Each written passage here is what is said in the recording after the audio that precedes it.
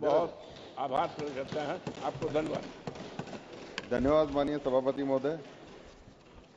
मैं माननीय प्रधानमंत्री जी को धन्यवाद देना चाहता हूं कि देश के विकास के लिए इंफ्रास्ट्रक्चर की बहुत आवश्यकता रहती है और इस बजट में उन्होंने इंफ्रास्ट्रक्चर को विशेष ध्यान दिया है। मोदी जी के विकसित भारत बनाने के संकल्प को रेलवे के इस बजट पूरा करने का एक मील का पत्थर साबित होगा। माननीय सभापति महोदय, रेलवे के पिछले 10 सालों के अगर हम काम का लेखा जोखा देखें तो रेलवे ने इन 10 सालों में अभूतपूर्व काम किए हैं। मैं माननीय रेल मंत्री जी को धन्यवाद देना चाहता हूं कि उन्होंने इस बजट में पूरे देश का ध्यान रखते हुए, हमने देखा है कि रेल जहां आजादी के बाद हमने रेल नहीं देखी थी, रेल की पटरियां नहीं थी, वहां भी रेल की पटरियां बिछाई गई है और इन वर्षों में आजादी के बाद 31,180 किलोमीटर का नया ट्रैक बनाया गया है, जो कि पूरे ऑस्ट्रेलिया महाद्वीप के लगभग बराबर है। ये माननीय मोदी जी के नेतृत्व में इन वर्षों में हुआ है। आजादी के बाद जैसे मैंने बताया कि रेलवे ट्रैक नहीं हुआ, मैं गया था नॉर्थ ईस्ट में, वहां पर लोगों ने रेल की पटरियां नहीं देखी थी और इस बार उन्होंने कहा कि मोदी जी के आने बाद नॉर्थ ईस्ट और जम्मू और कश्मीर लेह तक की रेलवे की पटरियां हमको देखने को मिली। ये है माननीय प्रधानमंत्री मोदी जी का विजन।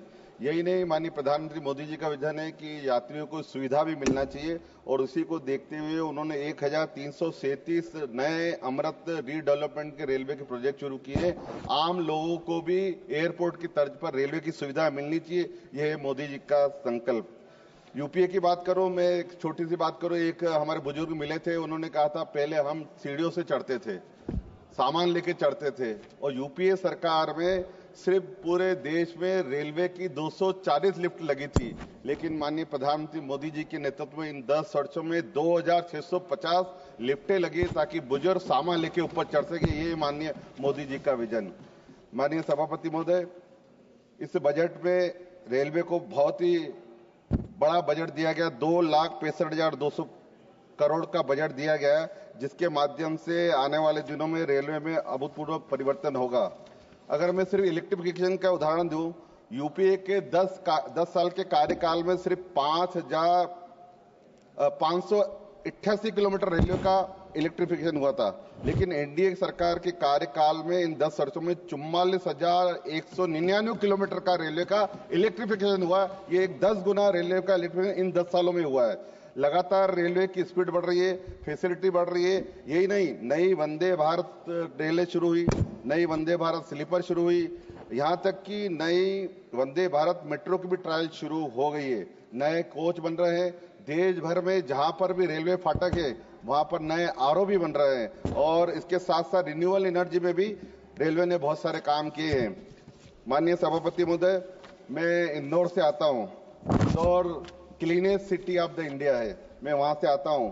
मैं ये बताना चाहता हूं कि इंदौर और इंदौर के आसपास आजादी के बाद इतने काम नहीं हुए जो इन 10 वर्षों में माननीय मोदी जी के नेतृत्व में रेलवे में हुए हैं, जिसका उदाहरण है इंदौर से लेके खंडवा का काम चल रहा है, इंदौर से लेके दाहोद का काम चल रहा है, इंदौर से लेके बुधनी का काम चल रहा है और हमारी बहुप्रतीक्षित जो रेलवे लाइन थी इंदौर से लेके मनमाड़, जो कि वर्षों से हम मांग कर रहे, 20,000 करोड़ की ये योजना माननीय प्रधानमंत्री ने स्वीकृत की।